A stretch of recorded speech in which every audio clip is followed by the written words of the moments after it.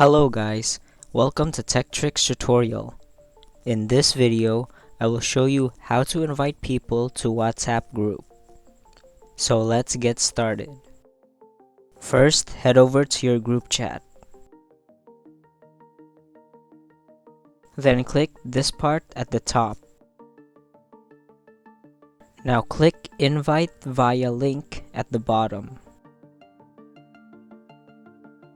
Here, you will be given the option to send link via WhatsApp, where you can send the invite link to your friends here on WhatsApp, or you can also send it to a group chat.